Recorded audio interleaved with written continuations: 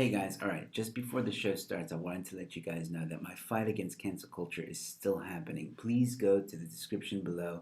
There's a link titled Support My Fight Against Cancel Culture. If you want to help my fight, please consider giving a bit of a donation. All the information is in that link. With that being said, enjoy the show. Hello, ladies and gentlemen. Welcome to Let's Talk. I am here with Mikhail and we're continuing our adventure into Afrikaans culture. So this is an adventure to me. I'm finding everything very interesting. Last episode was a bit grim, dark, but super interesting. And okay, I'm going to say two things up front. Okay, one, in my opinion, if you are new to this episode, usually Mikhail has a disclaimer. I'm going to let him say it if he wants to say it. But I think we don't have to say it because it's part 4. I mean, if you don't know the disclaimer by now, then just go back in part 3. The same disclaimer applies to this one. That's what I'm trying to make it easier for you, buddy. But if you want to go and say it, you're more than welcome to. No, I'll do a very brief one. Okay, so as Joe said, the disclaimer for tonight is exactly the same as through parts 1 to 3. So just in short, everything I discussed tonight is based on my own academic research, personal feelings towards being an Afrikaner and our history, and obviously my opinions are based on that, and I do not speak for all Afrikaners, I do not speak on behalf of all Afrikaans-speaking people, and I do not speak on behalf of any, if all, Afrikaner organizations such as AfriForum and so on and so forth. And if you want to have a more detailed disclaimer that you want to print out and frame, please go watch episodes 1 through 3. Print out and frame. All right, cool. There we go. Perfect. Now we're going to go into the next part of history. But before we do, I don't know if this individual is watching right now. I hope he or she is. I think it's a female. I'm not sure. But someone dropped a comment who recently watched our last episode, part 3, and I thought the comment was really nice. I thought it was, but also, I don't know. We'll talk about it now, but I'm going to read the comments. Unfortunately, actually, I think I still can show you guys. It doesn't matter. I'll read it. All right, so a comment from Sunshine Princess saying, so interesting. Stumbled upon this on Twitter. I'm a black South African, and the reason there is still so much hostility between Afrikaans culture and black South Africans is the culture behind Afrikaans. We all know the history of this dark past that looms upon their dark racist history. It's really good to be proud of one's culture, and this is something very uniquely South African. We are a very nationalist people, even in our own cultural groupings. There is tribalism. This is something that elevated when separate development was formed during apartheid. I wonder if this is a shift from the past culture of Afrikaans because I think their culture is so heavily associated with negative stereotypes, which is unfortunately part of their history. In the eyes of many Africans, this image is still very much alive when it's according to paper in the past. Even when it's according to paper in the past. I really enjoyed this. I wonder if modern Afrikaans people have created a new culture for themselves that doesn't associate with the negative history. So I sent Mikhail the comments just before the show because I would like to get his opinion on this, and he says that it ties in very nicely with what we are going to discuss tonight. So Mikhail, the floor is yours. All right. Once again, everyone, thank you for watching. And if it's your first time, please go back to the previous ones. So you can just have a bit more background as to how we got where we are now. And for that comment, thank you for watching in the first place. There's a whole point of why we're doing this. And secondly, the question is actually very, very relevant because I was planning on getting to this topic only after like 20 minutes to half an hour, but now we're there, so let's get there. I've stated during the first 3 shows that we've done, or the 3 parts, that we are busy shifting away from the idea that being an Afrikaner is a race-based thing. Where if you look not only at the history of the language, and if you look at Afrikaner culture in the past 26 to 30 years, being an Afrikaner is a culture. It's not a race, and it's something I try to hammer on a lot.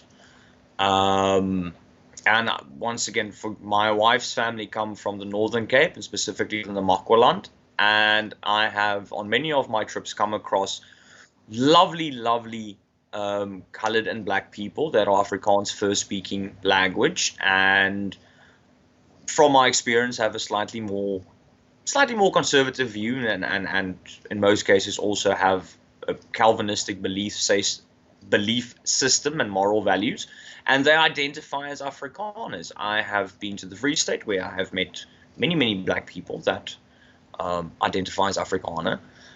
So the thing that not only what I'm trying to do, but I think in South Africa as a whole, is Afrikaner and its culture is moving away from a politicized racial thing, which is good, because if you take into account not only on its most simplest form, the language, Afrikaans as a language has so many influences, and it's a language created and spoken by the early Malay colored communities, and it was picked up by working class, blue collar Dutch workers and immigrants, so to speak.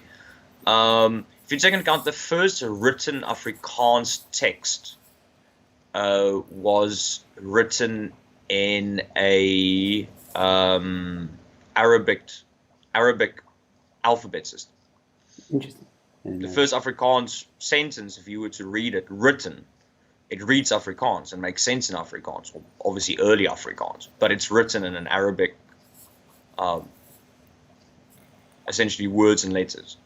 So because I'm interested in that, because as you know, I stayed in Egypt. So they use the letters of Arabic, but you would Yes. pronounce it the Afrikaans way. Yes, Okay. and the sentence was understandable in Afrikaans. They just Interesting. used their letter system. So, for example, just a short example, for example, if you learn Japanese, you would first learn it, apart from speaking and so forth, you would learn to write it first in a European, or actually a Greek alphabet system. It's just the other way around this time, which is very interesting. So Afrikaans as a language, and Afrikaner as a culture, you can't actually move away from race. The Afrikaner identity, and as I said, the white Afrikaner identity was a national project. It was a political concept. It was a construct. Not saying that people identified as Afrikaners beforehand. Obviously, they did. But it was very much, I identify as Afrikaner as an individual and within my home, not this massive political machine that it became.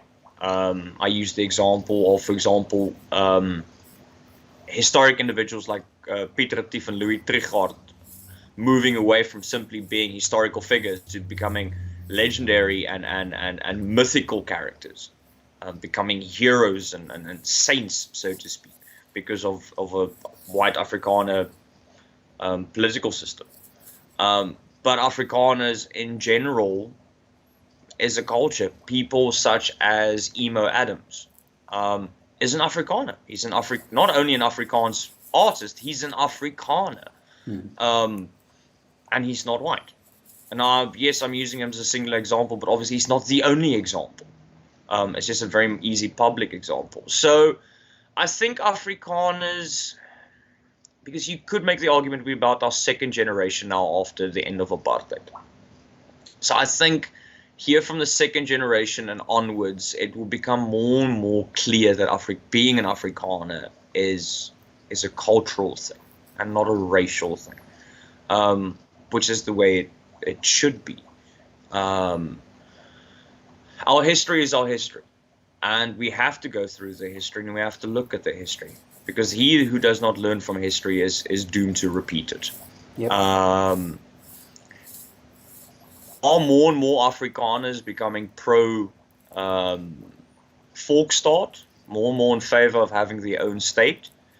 Yes, it is a movement that is gaining momentum, but it's not a white Afrikaner state they want. They want to distance themselves from the country as a culture, not as a race. Now, sadly, the reality is, as with any ethnic grouping, and I think people fail to look at that, but as with any ethnic grouping, we still have racist arseholes among our ranks. We do. Luckily, not as many as we might have had 30, 40 years ago, but we still have them.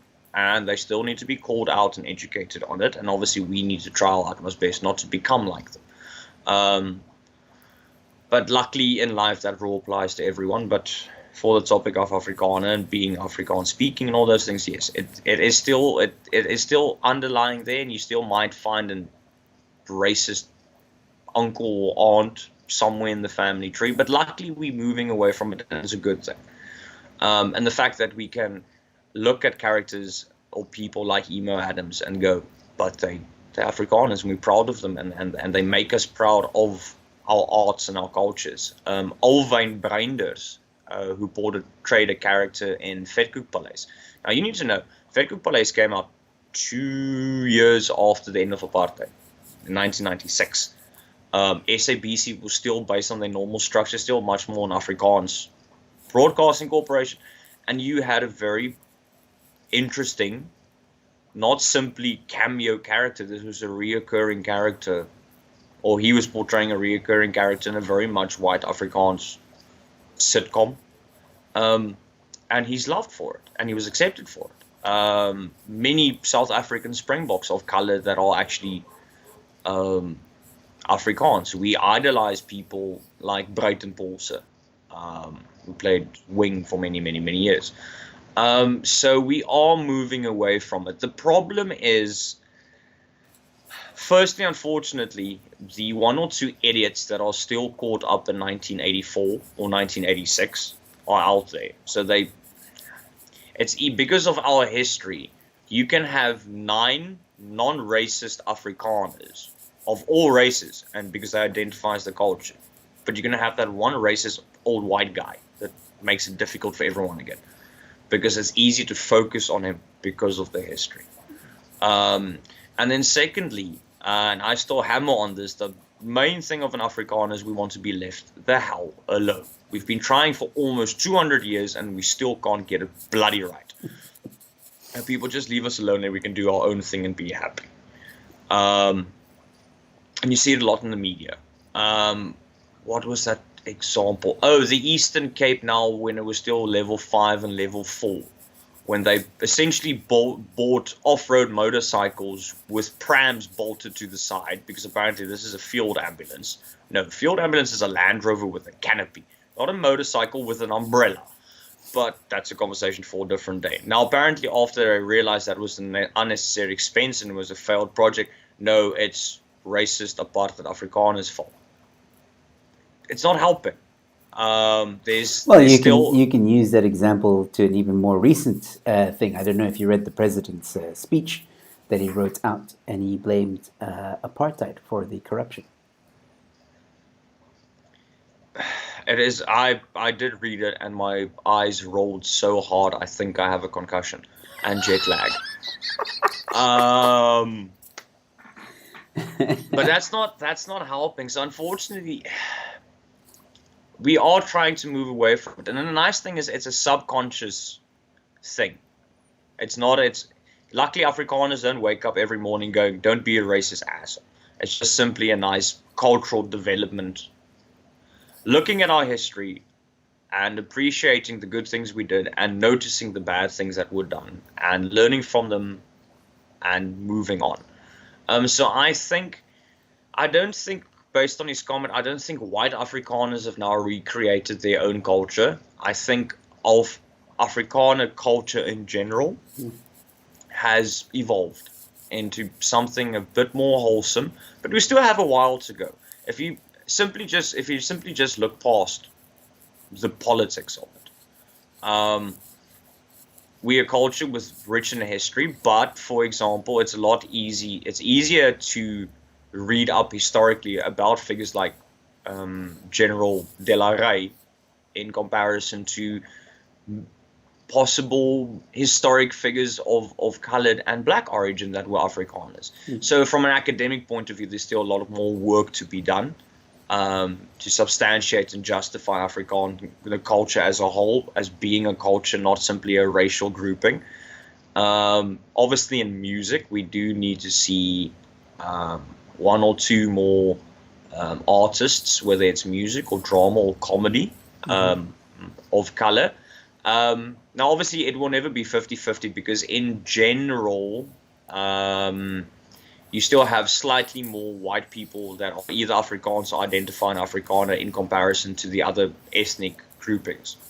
So it's more a case of the same platforms need to be provided to them to enjoy their Afrikaner culture and to celebrate it and to live it in whatever art form, or whether it's be sport or business. And so we still have a way to go, but I think Afrikaner culture is making the right steps. And if you, once again, I do not work for them, so calm the fuck down.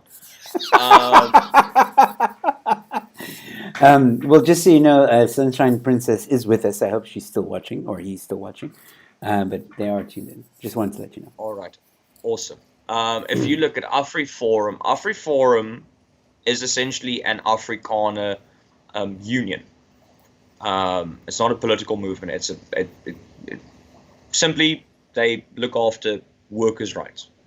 3 years ago, they were in a massive law battle, which they won against the Department of Corrections for white, colored, and black Afrikaner correctional officers that weren't getting promotions based on their culture. Not their race, based on their culture. You had black Afrikaners that weren't getting promoted or climbing the rank system because of their culture. So things like that are helping. If AfriForum did what they did now, 26 years ago, it would have been a lot easier to go, no, it's a whites only thing. But it's not. They've shown it. So no, we're moving in the right direction, but we still have a lot of work to do, and some of the battles are going to be never ending. I think the stigma that all Afrikaners are simply white is going to stay for a very long time still. But that's because of the political point of it. Yeah, because of the politics behind it. And with regards to ethnic groupings that still don't trust Afrikaners, whether it's the race, the singular white race, or the culture as a whole, that what we're trying to form, I think that's going to take a bit of time. It's a bit difficult to convince a person of color whose parents were still oppressed by a political system that Afrikaners aren't actually that bad. That's the first step that still needs to be made. Now you first have to get that right before you can convince them that, listen, not only are Afrikaners not bad people, but they're not all white. If you had to tell them that off the bat, from day one, they would get a fucking heart attack.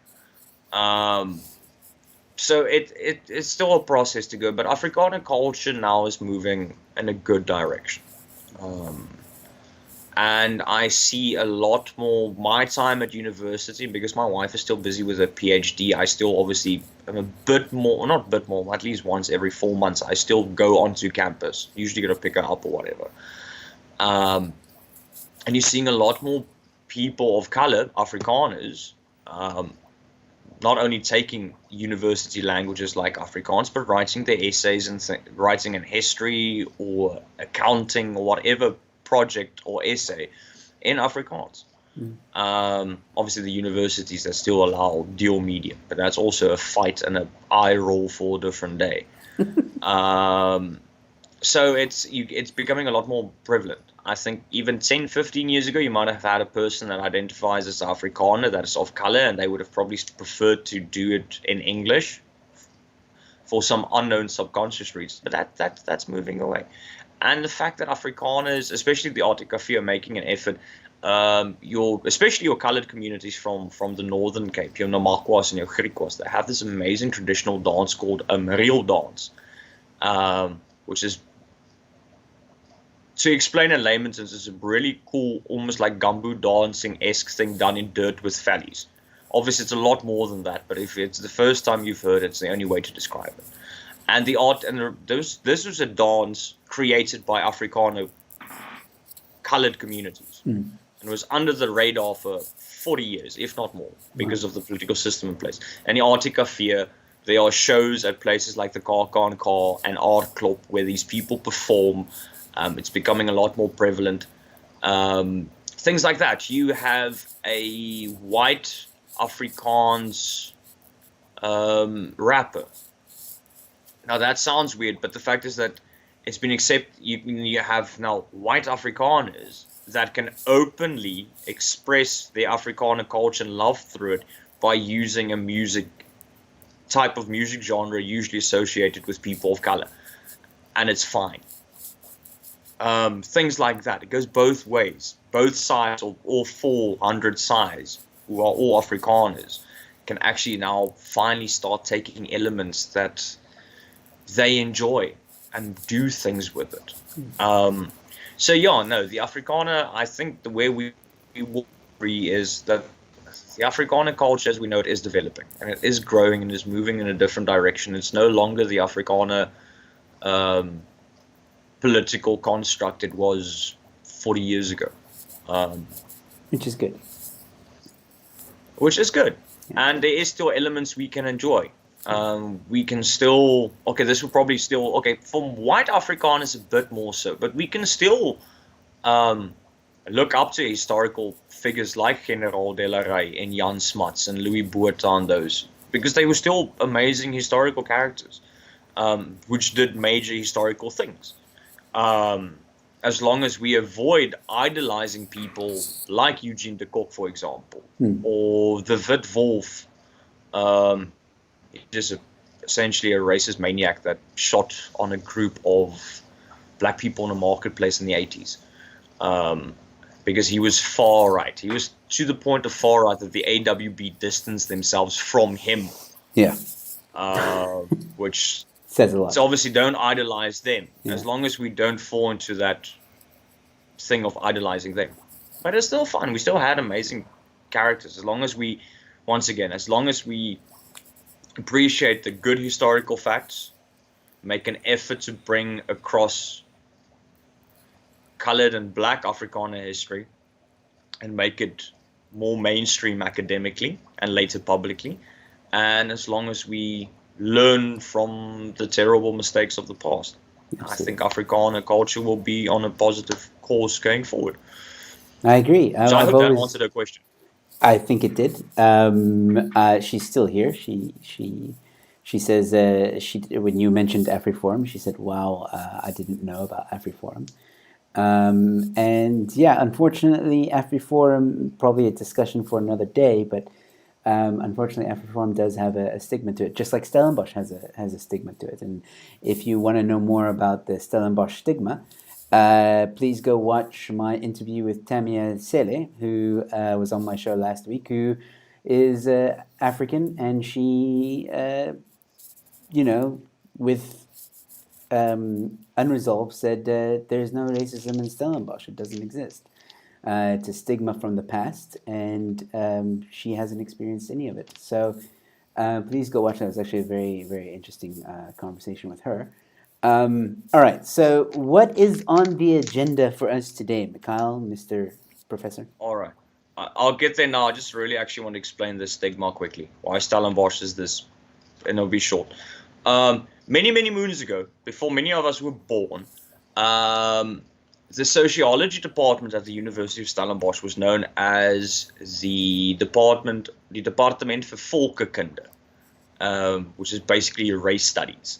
And the head of that department in the 1950s was our lovely, friendly, racist friend called Hendrik Verwoerd.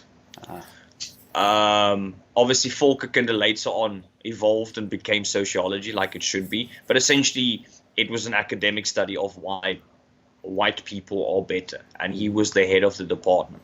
So that's why their stigma is still there. But once again, people won't pick up a bloody book and read. Before you continue, let me just say, Sunshine Princess says, "Thank you guys, answered my question well." There you go. All right, awesome. Then I'm very, very happy to hear that. So that's where the stigma comes from. So a lot of people will quote, okay, but Maltese is a racist university because they were all white and all Afrikaans, and the idea of apartheid was formed at the University of Stellenbosch. Yes and no. You had the father of apartheid, who was the head of a racist academic department at the University of Stellenbosch. But the idea of apartheid started long before that. You had native, so there's a whole historical thing, but obviously it's just a lot easier to go, yeah, but look what they did. So there's more to it than just simply apartheid as we know it was found while sitting on a toilet seat after a rough evening out at art class. Not how it works. I don't think like. Oh yeah, let's get off topic now. But I don't. Was Stellenbosch back in those days? What it like? It wasn't like a hard partying place, was it? Like. Well, if I take into account my father-in-law was there in the early 70s, and he spoke about the amazing push-ups he had. Okay, my so cousin, it's a long tradition. It's a student town. It's a drinking town with a studying problem. Okay. So yeah, Chico might take offense to that. Yeah. All right. So we ended off essentially with apartheid itself tapering down and becoming slower, and the momentum starting to become lost. Yes, sorry. I just want to say one thing. There are questions coming in, but I'll try and leave 10 minutes at the end of the show that we can get to some of them. If not, we'll address it in our Q&A session that we will do at the end of the series. We'll do a Q&A. So any questions, so please feel free to ask questions. If we don't address it tonight, we will address it at some point. So please, we want to hear your questions. Thank you. All right. The good news is we might still have 50 minutes left for that, because what I discussed now, that question and the answer, was very much what I sort of wanted to end off on.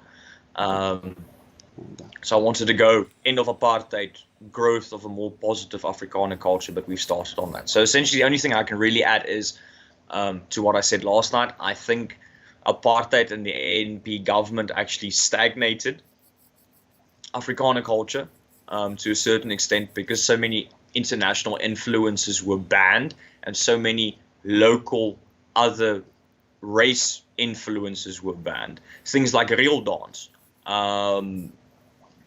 hip hop would have not happened in Afrikaner culture and the music industry during the 1980s because of that.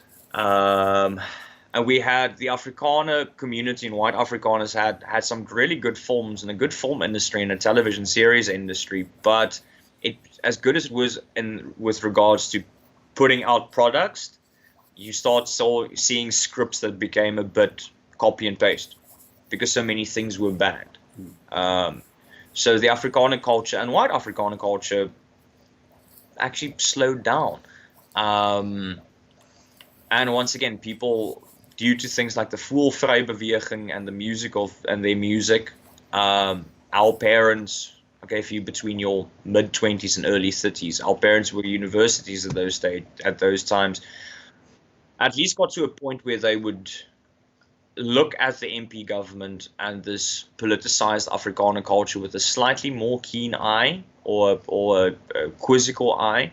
Not enough that in 1994 they would not vote NP anymore, but there was at least a form of skepticism behind it, which was good. It was finally we go looking at the political system going, but is it really working?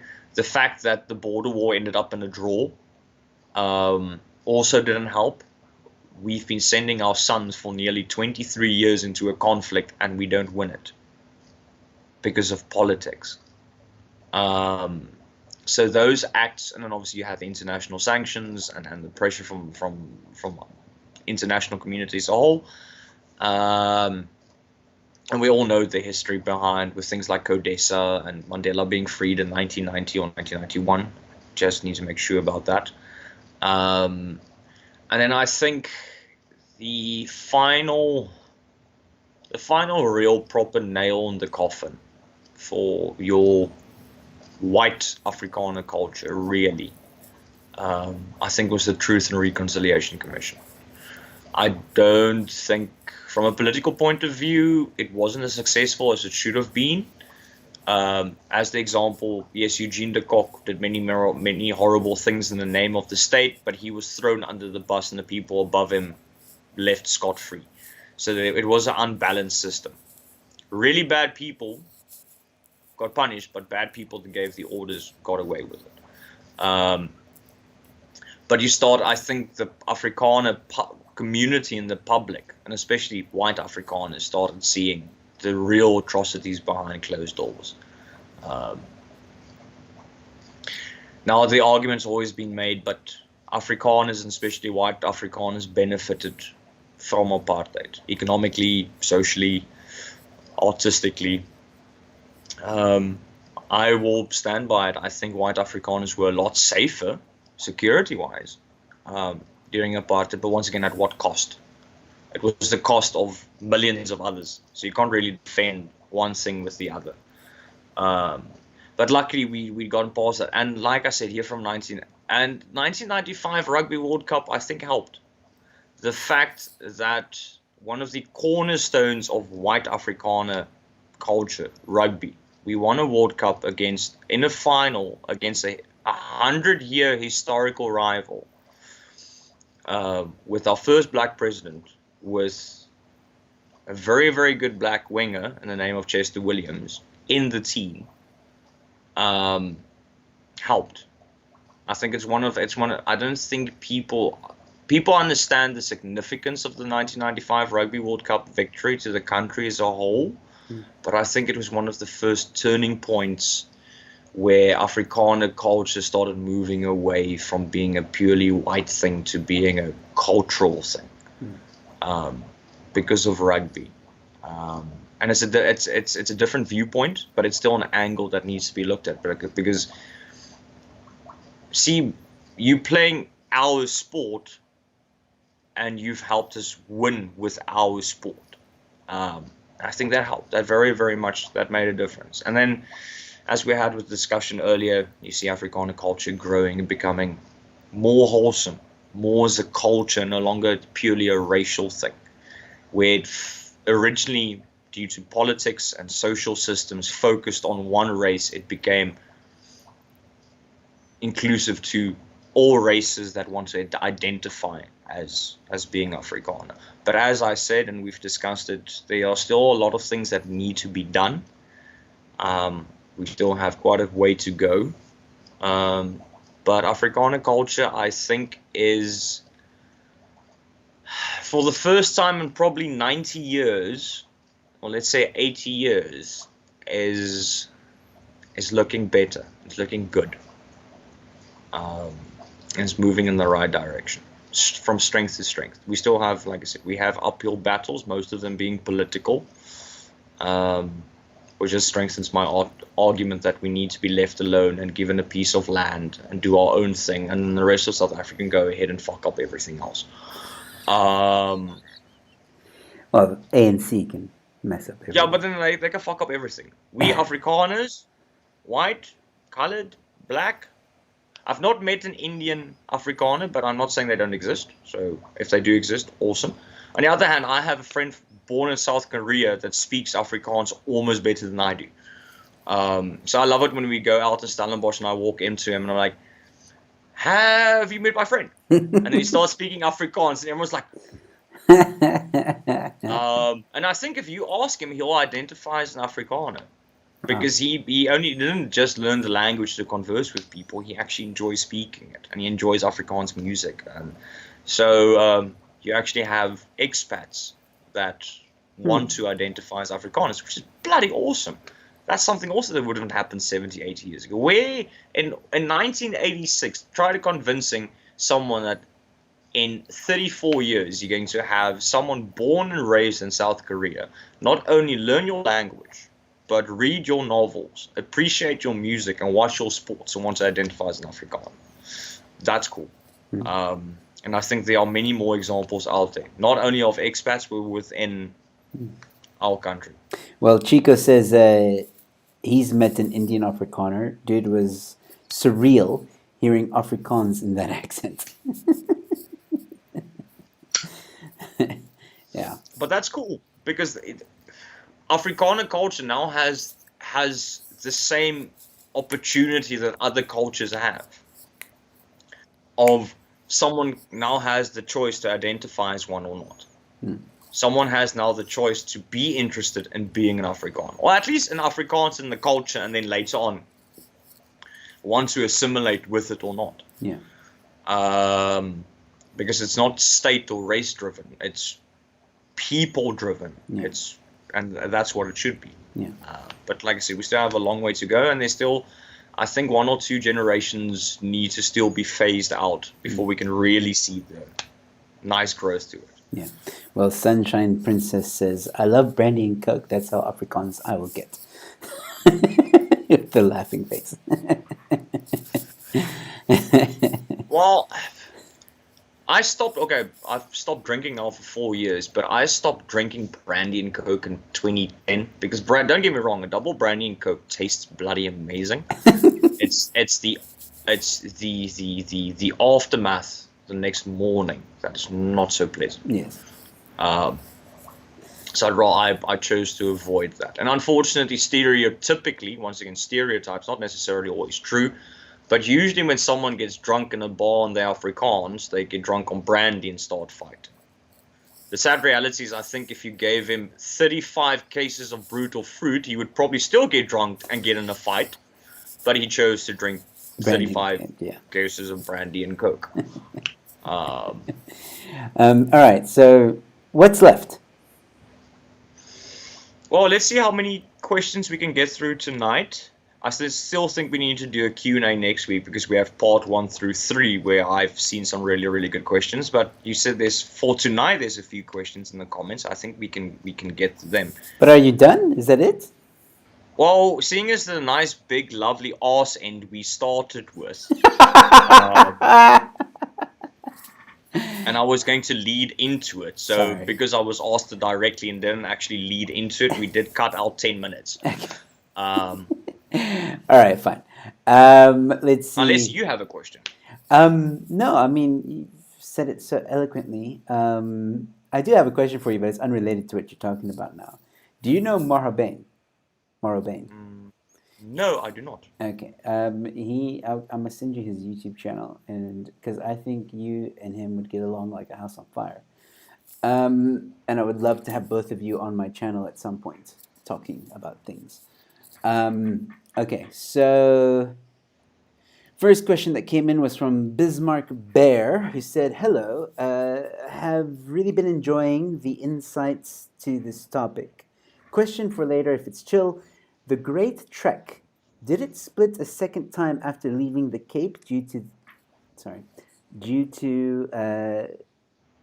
difference in belief? Example, Sabbath. I don't, from the historical reading that I've done, it wasn't so much a belief system because most, if not all of them, obviously not because it's over 180 years old, the numbers might be a bit difficult. But most of them that left the Cape because of tax dodging, because we can't ignore the fact that the Great Trek happened to dodge taxes. I don't think the split would have been due to religious beliefs, because as with today, there was, and back then even more so, a very, very strong Calvinistic backbone. Jou Neder-Duitse Gereformeerde Kerk, your Dutch Reformed Church. So it definitely was a split, but with regards to where they went. You had a grouping that went to Natal, and you had that lovely little fuck-up of a dinner party with Dingaan. And you had people that settled in the Free State. You had your movements towards the Northern Cape, and then obviously you had yours that went straight up to the Transvaal.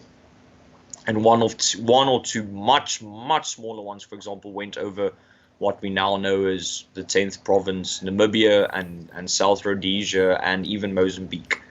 But it wasn't a religious split. There is the lovely joke that where you have 3 Afrikaners, there are usually 4 churches within a week. But that came a bit later here from the 1930s and the 1940s, where politics and religion there was no, especially with the MP government, there wasn't a separation of state and church. But you had the South African Party, which was a bit more English, but they had a Calvinistic backbone, but a different Calvinistic. But you had the South African Conservative Party, which was take the Dutch Reformed Church and make them really strict. So that idea of Afrikaners splitting over small irregularities in faith is really a thing that only started sticking out its head here from 1948 onwards. Great track-wise, I don't think so. Can you give me a second? My cat is stuck on top of the door.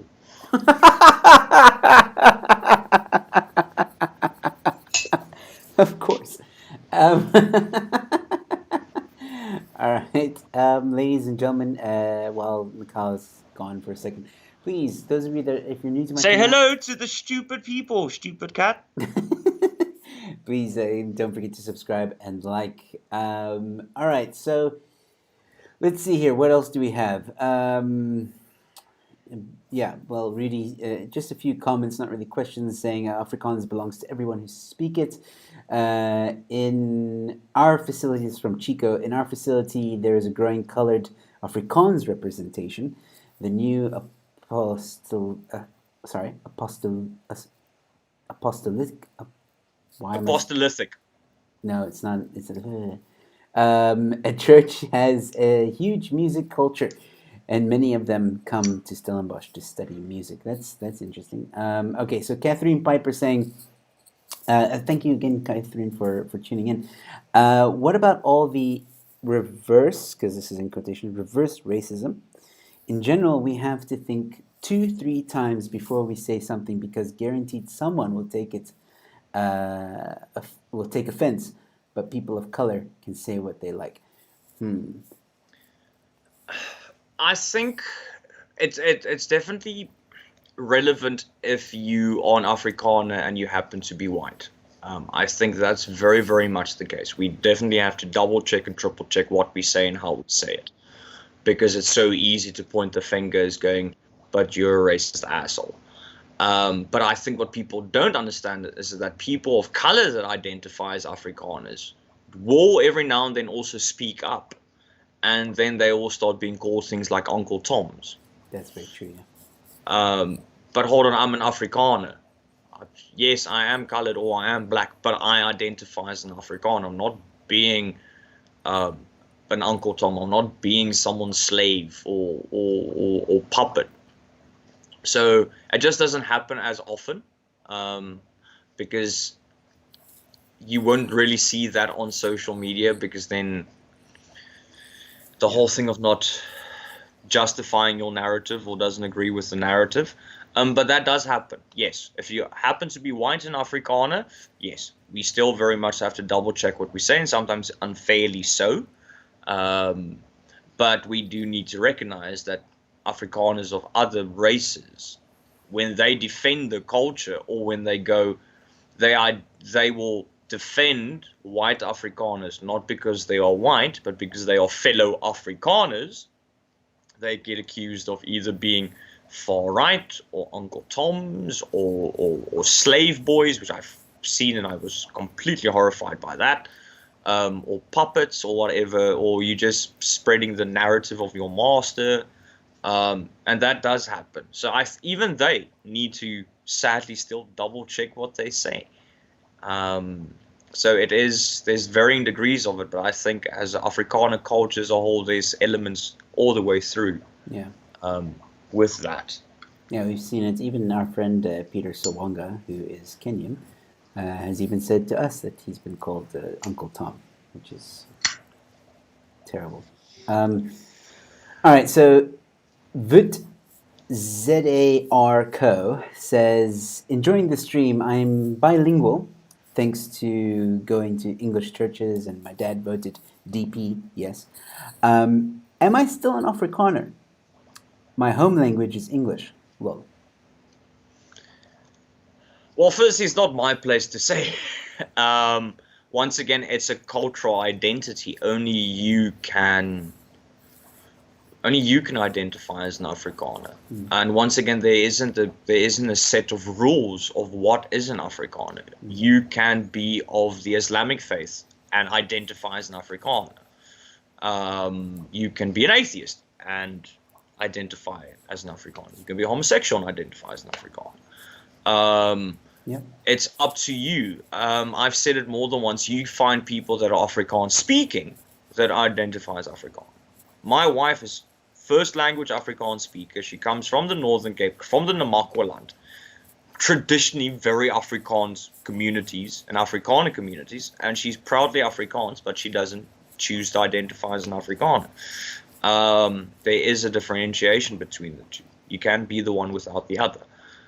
So that's up to you. If you feel strongly about Afrikaner politics, and sadly there is still such a thing, that's why we have parties like Freedom Front Plus and organizations like AfriForum. So if you feel strongly with regards to Afrikaners politically, socially, do you enjoy Afrikaans music, culture, the arts? Would you prefer to be schooled in Afrikaans? Would you prefer to do business in Afrikaans? In what language do you challenge yourself intellectually? Which language do you prefer to converse in? Those are all factors, but in the end of the day, that's that individual's decision to make. I can't tell you whether you're Afrikaner or not. I have no bloody right to do that. We saw what happened with the NP government when they told you you're an Afrikaner and you're not. It's an extreme example, but it's still an example. The core is still the same. Exactly. It's not my place to decide for you or choose whether you can be or not. That's up to you. So you can identify as an Afrikaner, or you can just simply identify as Afrikaans. Or by extension, if you really want to, I don't think it's too wise, but if you want to, you can identify as a South African. You can also do that. So it's their decision to make, or your decision if you're still watching. That's your decision. I've tried my utmost best, thanks to Joe and the platform, to discuss Afrikaner culture and the history behind it, because it is a culture that is very much entwined with its history. You can't separate the two. It's very difficult to, and if you do, you leave gaps on either side. And if you've watched it and you've gone, based on the information given, I think I would identify as Afrikaner, it's fine. If you watch it and think, nah, I just want to identify as a South African that likes to be Afrikaans, then that's also fine. All right. Well, Sunshine Princess is asking, is it that many ordinary Afrikaans people were gaslighted by the apartheid government on how horrific apartheid really was? Yes, I will agree with that statement. That's why I mentioned the Truth and Reconciliation. That was ended with the question. Oh, it's a question. But the answer is yes. And like I said, with the Truth and Reconciliation Commission, I think a lot of that became evident and came out in public. You knew you had the MP government with the support of the Dutch Reformed Church. You had a set of Afrikaner values and moral and belief systems. We played rugby, we bribed, we sent our sons to the border to fight against communism and against the ANC. But truly things like vlakplaas. Sorry, can I stop you? I'm so sorry. Someone made a YouTube account. I don't know if this is real. Someone made a YouTube account. It's called Mikhail's Beard. And they just donated via Super Chat 70 Rand. And it's Mikhail's Beard, the name of the YouTube account. And then ... the comment is on point. So Mikhail's Beard is on point. I don't know. Was that you? How? I don't know. It literally popped up now. Mikhail's Beard donated 70 Rand through Super Chat is on point. So Mikhail's Beard is on point. I am very, very thankful that my beard has garnered fame and infamy across YouTube land. Yeah, somebody. Thank you, Mikhail's beard, for donating 70 rand. It's much appreciated. I will have to start a second Twitter account for my beard then. Sorry, man. I had to. I have to address the food, However, but I also it was funny. cannot necessarily defend whatever my beard will say on that Twitter account. Brilliant. All right. Sorry, you were saying. I cut you off. But things like truly what happened at Vlakplaas, I don't think the average person in the street knew. I think people that came out of police homes, so if your parents were in the police or you were in the police, I think you might have had an idea of what was going on. And obviously, if you, due to conscription and military service, were on the border of conflict, you saw certain things. But I think the average white Afrikaner or white Afrikaans speaking individual wasn't really truly privy to that information, because the MP government, by extension, was a very secretive government. A lot of our sanctions were not always made public. So there were a lot of countries that sanctioned us that I think the general populace weren't aware of. So yeah, I think a lot was hidden from the civilians. Now, whether you want to make the argument for public safety or not, it is a double-edged sword. For example, like Vlakplaas. Do I think a place like Vlakplaas could possibly have prevented bombings? Possibly. But on the other hand, how many other people that simply identified as ANC supporters were just caught in the crossfire and tortured because they were anti-government? So a lot of information, you could argue, needed to be kept state secrets, but I think a lot of things were just kept state secret because to avoid public outcry, and the fact that the government banned things like certain types of music and films and stuff to keep the populace narrow-minded. Discussion for a different day. You can argue the ANC government's doing exactly the same thing, but obviously that's a discussion for a different day. But you really need to question. They banned the Rocky Horror Picture Show because it basically openly discussed sexual freedom and homosexuality. Mm-hmm. But remember, we in Afrikaans government with very conservative religious views. You can't now all of a sudden have homosexual people actually go, I'm a person as well. So yeah, I think there was definitely gaslighting. To what extent, I don't think we will ever truly know, because some people have chosen to remain quiet about it, and because the ANC government is really stupid. And I'm going, no.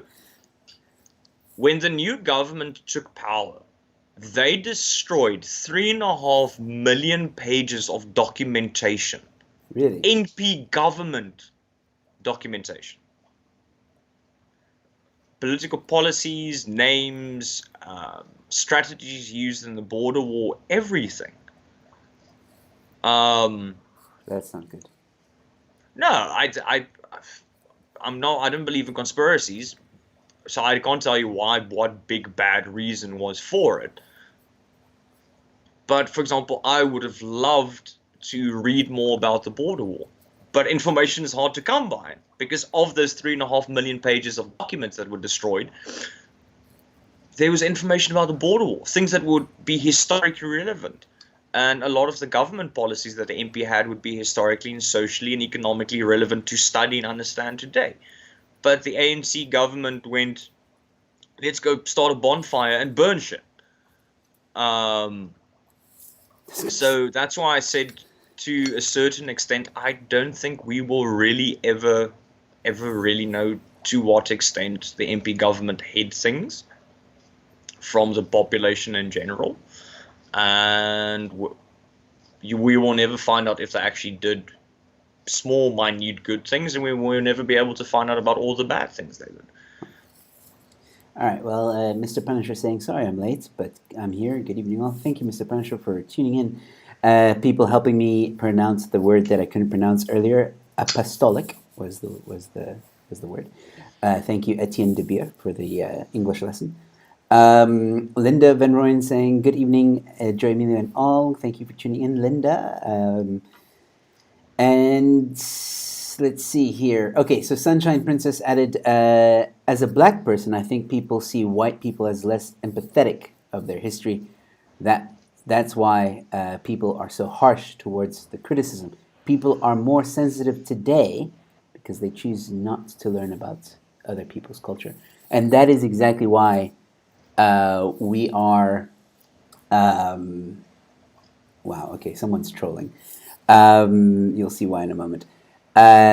People, yeah. So we're doing this whole thing because of what Sunshine Princess just said, where the whole thing people don't want to learn about cultures and stuff like that. That's why I'm doing this series with you, and hopefully I can get. By the way, if there's anyone colored, Swane, Zulu, any other ethnic group that's in South Africa that, or even international, that is watching this and wants to come on my channel, and you know a lot about your own culture, um, you don't necessarily have to know as much as Mikhail, but know enough, and you feel confident that you can talk about your own culture, then I'm more than happy to listen to you. I love learning about new cultures, and yeah, that's why we do this, because we need to understand each other. Um, and Linda saying, my parents are English, but I went to an Afrikaans school. I identify as an Afrikaner, but Afrikaners don't always see me as such. And now, before you comment on that, Joe's American flag gave a 70 Rand super chat saying, keep America great again. I swear it's you, man.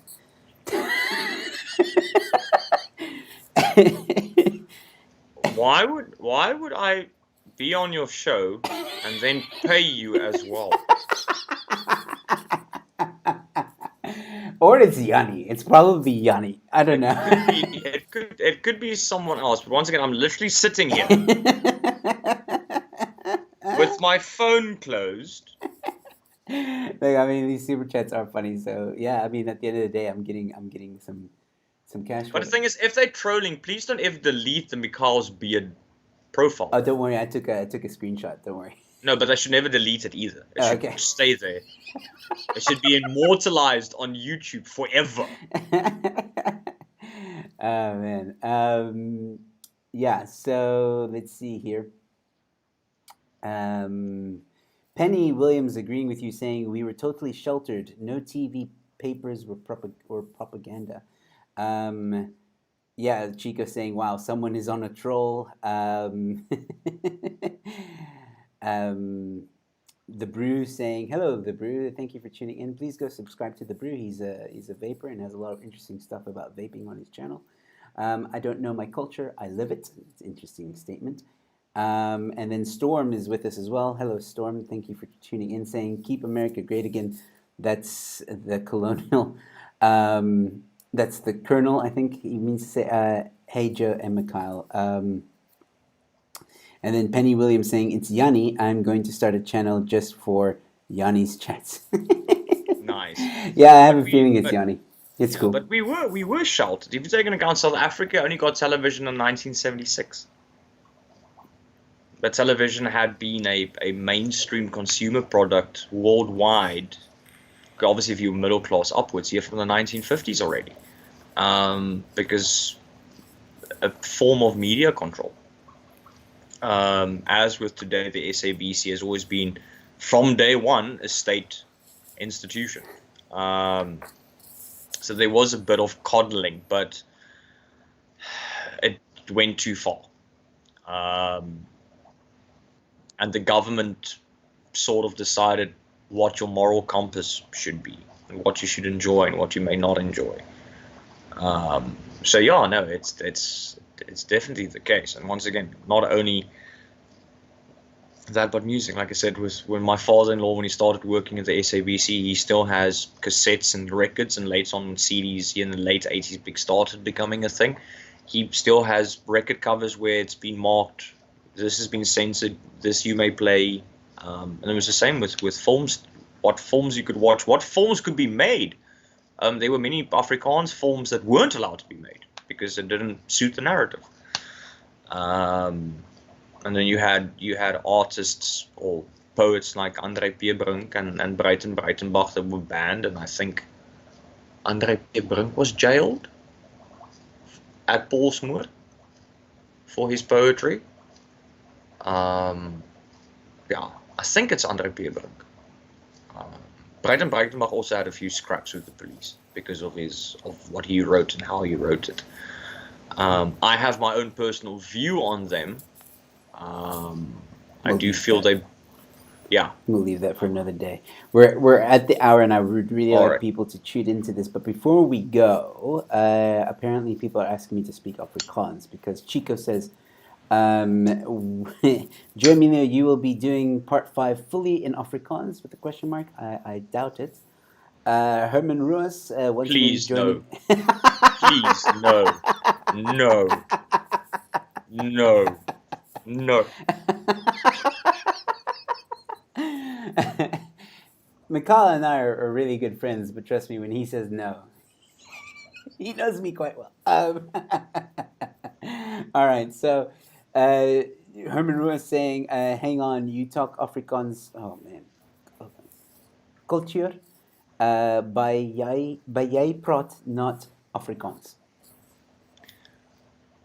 Okay, what he said is, I'm discussing Afrikaans culture, but I'm not speaking Afrikaans. Firstly, because I have Joe. And if I spoke Afrikaans the whole time, he would just sit there and try and look pretty.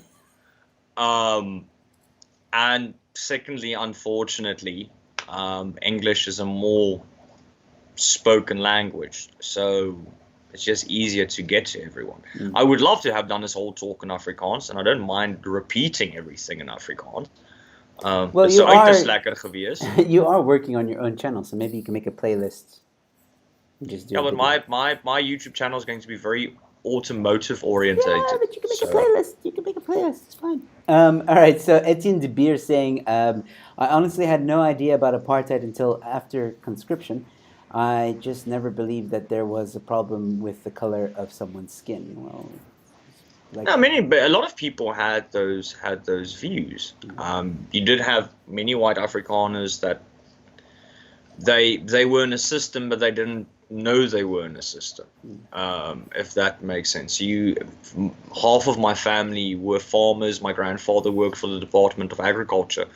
And you were used to, as a child, playing on the farm with people of color, and it was weird that they went to different schools as you, but that's where it sort of ended. You only started later on realizing, okay, but there's supposed to be a gap between the two. And it wasn't allowed, or it wasn't. So the fact that you had a rugby league only for people for color, that was separate. And I think most Afrikaners during apartheid didn't even know it existed. Yeah. They knew the Currie Cup and they knew international tests. Obviously, then we were banned from international sport. But we had local rugby and was played by white guys. They weren't aware of the fact that you had rugby leagues with cups and championships and knockouts for people of color, because it wasn't in their reference, within their reference. Yeah. So Herman Roos just gave another super chat. Herman Roos donating 35 Rand, saying, Sis, jou verraaier joiner. Verraaier. Accusing me of being a turncoat. Hoorie Herman, ek is baie goed, maar ek het nou nie regtig simpatie vir 'n soutie oor die algemeen nie. So ek is definitief nie 'n volksverraaier nie. Ek is baie goed. Ek's 'n poepel, ek's onaangenaam. Ek kan soms 'n klein bietjie van 'n doos wees, maar ek is definitief nie 'n volksverraaier. Okay. All right. So it seems like people want me to try and speak Afrikaans. So in our closing moments, I will do so. Human says, here we go. Jy wil hê mense moet eintlik hierna kyk. Obviously, kan speaking mooi Afrikaans. And then there's another one here. Chico saying, luister gauw hier. Jy moet eintlik die hele volgende episode in Afrikaans doen.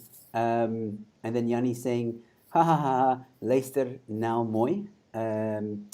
And someone saying how, oh, so the brew saying how any fight starts in an SA bar. Sorry, no luister mooi vir my. Yeah, that's, oh wait, and then, ja, nee, ons moet eintlik net ons commentator leer in Afrikaans. Joe moet maar gewond, gewond raak daaraan. Okay, that's it. I'm not doing any more. I don't even know what I'm saying. I could be swearing at people or saying some really horrible stuff. No, I you know. at least you're not doing what I did to you when we performed at the Boer, so don't worry.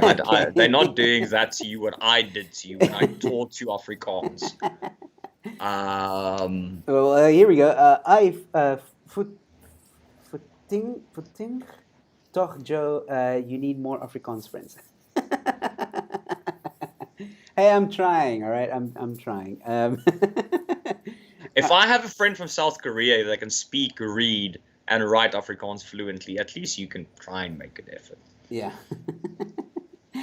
All right, cool. So, ladies and gentlemen, Mikhail, well,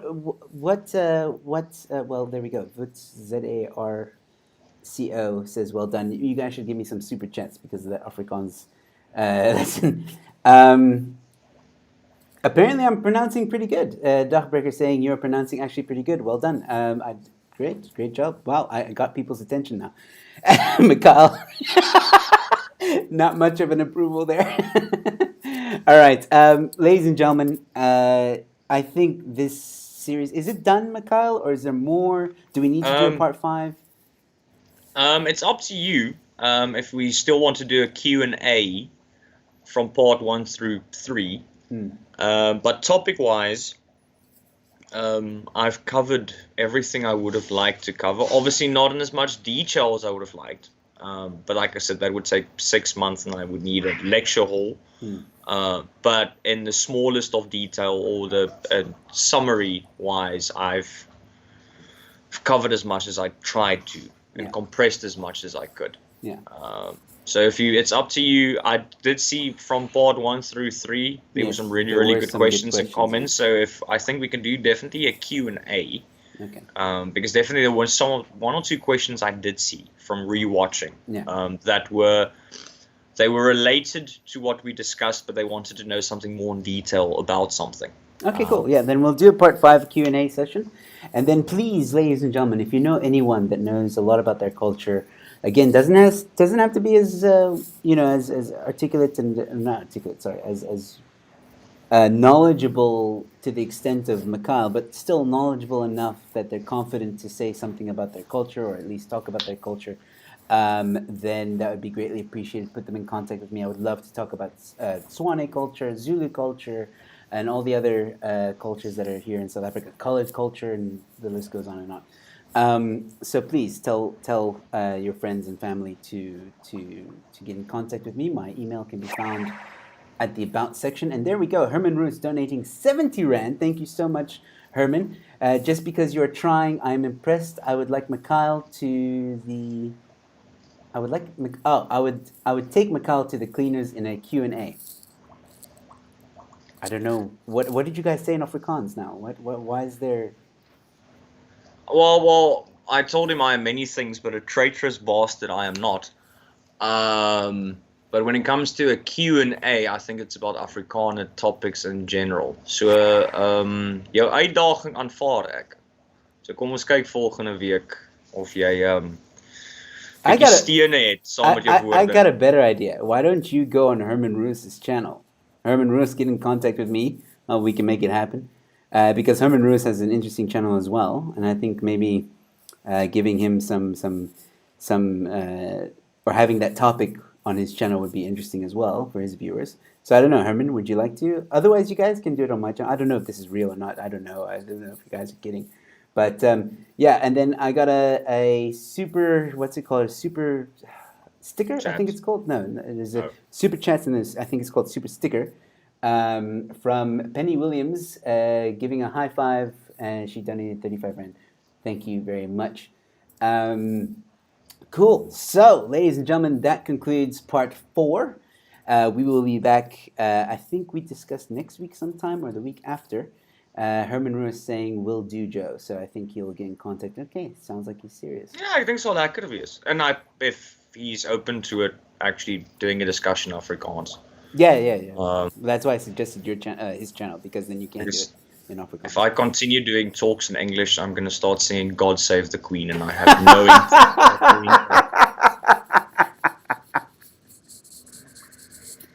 All right. Well, on that note, ladies and gentlemen, thank you all so much for tuning in. Thank you for all the super chats. You guys are amazing, and thank you, Mikhail, for being so interesting and just this whole series, man. I'm kind of sad that it's coming to an end. Really, I've enjoyed it quite a bit, and I hope that please help me, guys, to find more people to talk about cultures. I really want to talk more about the South African culture. I believe that the more we know about each other's cultures, the more we can break down stigmas and stereotypes and even racism in some cases. So, ladies and gentlemen, thank you guys so much for listening. Mikhail, thank you again. Thank you all so much. Don't forget to like, share, and I will be back Wednesday. There's no show tomorrow, but that's because, sorry, I almost said Mikhail. Yanni and I are going to be working on something very interesting, and I'll be releasing that next week probably. But so Wednesday night, I will see you guys again. And until then, stay safe, be kind to one another, and I'll see you at the next one. Cheers. Hey guys, so if you enjoyed the show, please consider giving it a like and a share. Don't forget to subscribe as well if you're new to my channel. And if you really enjoyed the content, feel free to join and become a member. Don't forget about my fight against cancel culture. That's in the link in the description below. Support my fight against cancel culture. Go to that link and all the information is there. Other than that, ladies and gentlemen, thank you so much for watching.